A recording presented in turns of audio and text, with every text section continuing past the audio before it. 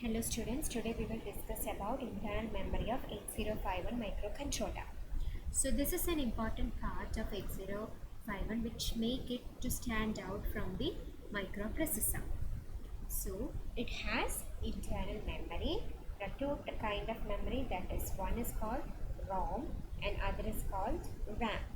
ROM is read-only memory used for storing program codes, while RAM is random access memory, which is used for storing variable data and which can be altered as a program proceeds.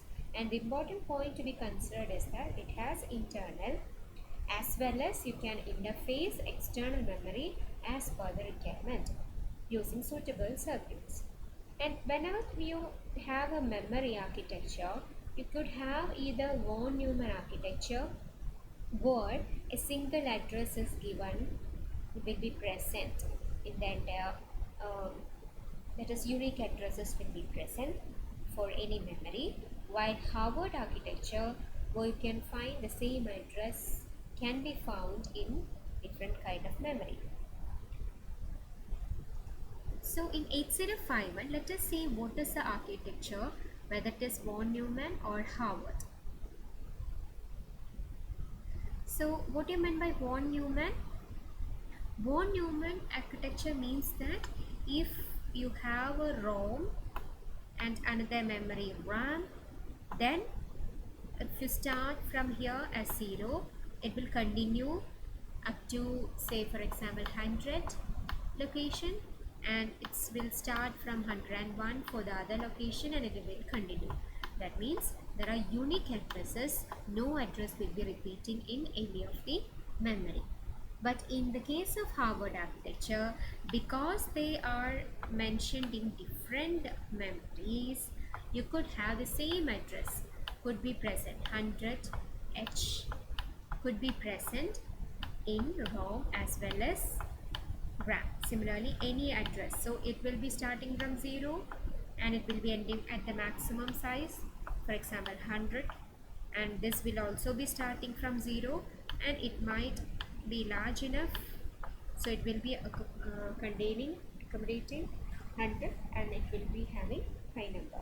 So what is special about Harvard architecture is that the same address can be found in different memory. Now let us check what is the architecture of 8051. For that, let us consider um, the programming model we have earlier studied. So in the programming model, you can see that internal RAM address starts from 00 and goes up to the maximum, which is 7F. 1, 2, 3 up to 7F. Similarly, if you check internal ROM, it starts with 0, 1, 2, 3, etc. and largest maximum size is given by triple F. So what is the architecture you can infer from this programming model? Yes, it is having a Harvard architecture. The same address can be found in different memory, and there will be internal circuitry which will be accessing the correct memory based on the nature of operation. Okay, so 8051 microcontroller has a Harvard architecture of its memory. Now, internal RAM is of size 128 bytes, where because 128 is represented by 7 position, 2 raised to 7 positions will be there. So you could give an address, so we'll be having 7 locations to represent 128, starting with 0 0 0 0 0 0 0. All those are 0. All the 7 positions or digits are 0, and the maximum of those 7 digits will be all becoming 1. So what is the 0 0 0 corresponds to? The value of 0 0 H. And what is the value of all 4s are 1? The value is given by F. If all 3s are 1, the decimal equivalent is given by 7. 7. Okay, so now the address in hexadecimal is given by 7f is the maximum. So this is how you calculate the address. So first we check the size of the RAM, which is 128 byte. So how many digits are required to represent 128? 2 raised to 7. That means 7 digits will be available. So we'll start with the lowest value of all these 7 digits, which are the all becoming 0, and the decimal equivalent or hexadecimal equivalent of that is 0. Now the maximum possibility for all these 7 digits are all these 7 digits becoming 1. Okay, so whenever you write it in hexadecimal, we'll be uh, combining these 4 digits, and the remaining digits will be combined as 1. Okay, so combining the first 4 digits, the maximum value is given by 1111, and that corresponds to an hexadecimal number f. If you want, you can calculate. So 1, okay, and the other one is 111, which corresponds to a hexadecimal number 7. So the address is given by 7f. And RAM, as we mentioned, it is a random access memory. It is used for data storage, and it is a volatile memory, and it consists of register banks, stack register for temporary data storage, and special function registers, which always do some kind of purpose, some specific purpose. All these kind of registers belong to the internal RAM. And normally microcontroller would be having a size of 256 byte RAM rather than 128 byte. It is because 128 byte, that is half of the 256 byte, is used as user space, which is occupied by register bank and stack register, while the remaining half will be used for special function register. Okay, so we will be having 256 as the maximum RAM size in 8051 microcontroller, and in that half of the portion will be used for representing the register banks and stack register, while the other half will be used, that is 128 byte, will be used to represent the special function register. So totally speaking, you would have a memory size of 256 byte for internal RAM present in 8051. Now this is the organization. So here you can see that there are 4 banks available: bank 0, bank 1, bank 2, and bank 3, and each bank consists of 8 registers. Okay, 8 1 byte registers. So starting with 0 to 7. So similarly, so 4 such banks are there, each containing 8 registers. So the size of each register is 1 byte. So there will be a 32 byte will be occupied by register bank. Okay, and after that, starting from 20, so 1f corresponds to 32. So 1f could be written as f into 16 raised to 0 plus 1 will be replaced as 1 into 16 raised to 1. So what you have is 16 plus, what is the value of f? The value of decimal value of f is 15. 15 into 16 raised to 0 is 1. So the value here is 31. Okay, so starting from 0, it will continue up to 31 bytes, 31, which means a total of 32. Okay, and after that, the next higher number is f has to go to the minimum, that is 0, and 1 has to go increment by 1. So then it will be 2 0. Okay, f is going to 0 and 1 is incremented by 1, and hence it is 2 0. And from 20 to 2f, they are bit addressable area. And after that, there is from 30 onwards, there is a general purpose area. So this is what an internal RAM memory consists of: register banks, bit addressable area, and general purpose area. So that is mentioned here. 32 bytes of working registers organized in 4 banks, each with an address. So starting continuous address starting from 00 to 1F.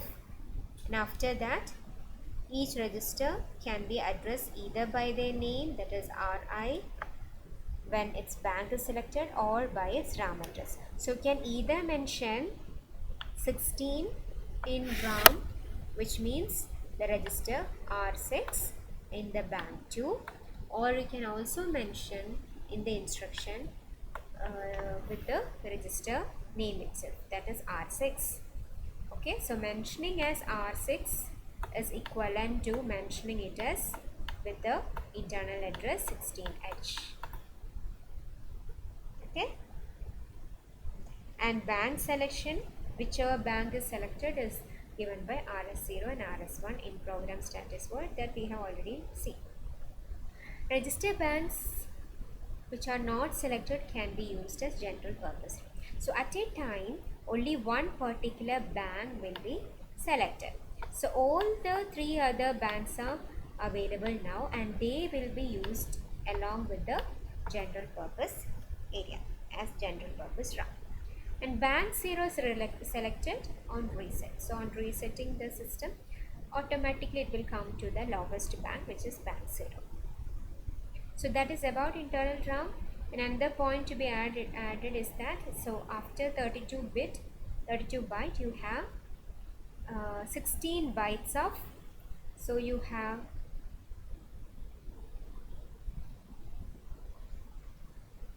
(32 byte) as register banks, and then you have 16 byte as bit addressable area, and after that you have something like byte addressable area. The remaining will be a byte addressable area. So this itself is coming it as 48. So remaining would be 80. 128 minus 48 is 80 byte location will be general purpose. Okay, 32 byte are register banks, then 16 byte are bit addressable area, and remaining 48 byte is used as general purpose area. Okay, and the next internal RAM is stack and stack pointer. So stack is the area of internal RAM which is used in conjunction with the instruction to store and retrieve data quickly. And there will be a stack pointer to locate the stack position in the lab, and this will be holding the internal. So stack pointer will contain the address of the stack, or it would indicate the top of the stack. From stopilekku aayirikkum data will be added. So every time the stack pointer will be pointing to the what is the field in position, top of the stack. So whenever data is to be placed on the stack, what is to be done? It's like you have a paper bundle over here, and you have kept a paper weight on it. Okay, so whenever you have to keep a paper into the bundle, what is to be done? Paper weight has to be raised up, and then you will keep it, and after that keep it on the paper. Okay, so similarly, whenever data is to be placed on the stack area, what is to be done? The pointer will be always acting as a paperweight. It will be pointing to the top location. So what is to be done? It has to be raised to the next location, it has to be raised to the next location from here to here, and then in that the new position data will be stored. Now, what is to be done for data retrieving? Whenever you take out a paper from the bundle kept under the paper weight, what you do? We can just slip out this paper sheet. So, and finally, what will happen? The paper weight will be getting lower due to the absence of that paper. So, similarly, once a data is retrieved from stack, a byte is first read. Initially, the paper is taken up. That means a byte is read, and then the stack pointer will decrement to the position. So, what I have mentioned is two cases. So, let us consider the stack pointer was pointed to the topmost position, which is the filled region. Okay, topmost point, which is the filled region. Now, whenever data is to be added, what is to be done? First of all, it will be incremented to the next location. Okay, and then only data is written. Okay, data is written. Let me make it short. Data is written. Now, what is to be done if you want to read the data from the stack location? So, let us consider this as stack, and this particular position represents a field data. So, what is done? Already field data is there, in which to which the stack pointer is pointing. So, what is done? That the byte is actually read, and then only it will be automatically decremented to the next lower position. Okay, so that is mentioned here. In the first case, you are going to store data. So the stack pointer had a value 0A. So what will be done? We have to raise it and then store. So okay, from here, let's start with here. So 07, we will be storing data to that particular location and then lifting it up and storing data in the new location. Again, lifting it up and storing the data. Now, if you want to get data from the stack region, first what you do, we'll read that particular address and then decrement it. Okay. And the stack has the potential to overwrite valuable data in the register. It is just a temporary register which we can access easily. So that is the benefit of that, and it has the potential to overwrite the valuable data. So the programmer must be responsible for making sure that the stack doesn't grow beyond the predefined. The stack must be restricted to a very smaller region, and it doesn't overlap to the main memory region. Okay, and normally it is placed high in the internal RAM.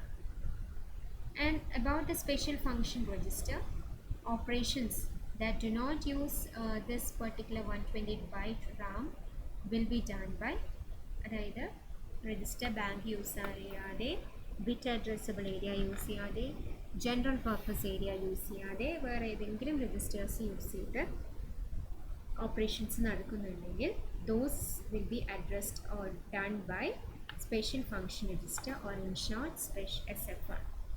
And it will start from, so we had memory of internal RAM from 0 to 1F was byte address register bank, then 20 മുതൽ 2F വരെ ആയിരുന്നു bit addressable area, then byte addressable area ആയിരുന്നു 30 മുതൽ 7F വരെ. Okay, and after that the next number will be, after 7F the next number will be 80F. 80H മുതൽ FFH വരെ special function register address ആയിരിക്കും. And not all these address continuous ആയിട്ട് എല്ലാ അഡ്രസ്സിനും ഓരോ special function register ഉണ്ടാവണമെന്നില്ല. Okay, so this is which are the special function register you have studied. A register, B register, DPH data pointer, high data pointer low, interrupt enable, and all these. Okay, and you can see that every internal RAM will start with a number. Okay, hexadecimal has the possibility of number, that is 0 to 9 is the number, and it also has alphabet A to F. And for internal RAM, it will be always starting with a number. If there is no number present, then simply we'll be putting a 0 just before it. Okay. So, and there is a asterisk star sign is also shown, which means that some are bit addressable area. And the another point to be remembered is that the program counter is the only register which doesn't have any special function register. It's not a special function register. So there are total of 21 special function register, and program counter is not part of the special function register because it has no internal RAM address. Okay, so and the last thing is internal ROM. As we mentioned, internal ROM in which data and program code can be stored, and it has a size of 4 kilobyte. So 4 is represented using 2 raised to 2 and 1 kilo is represented using 2 raised to 10. So how many bits or digits are required to represent this address? 10 plus 2, 12. 12 locations, 12 digits will be there. So let's start with here 0, 1, 2, 3 അങ്ങനെ 11, 0 മുതൽ 11 വരെ 12 digits are നമുക്ക് available ആയിട്ടുള്ളത്. So the lowest one will be all of them being going to 0 and the highest number will be all of them going to 1. Okay, so that is represented as 0000H to 0FFFH. Okay, and it is considered to be the permanent data storage, and it is where the data is not changed during the process, and it is a non-volatile memory avade thanne undagum, it won't be changing it.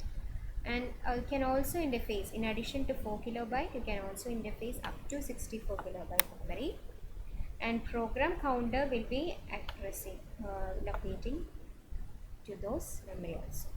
So higher than 0FF, that means higher than internal memory, will fetches code byte from external program memory. So the same register is used for addressing the memory ROM. What is that? Program counter.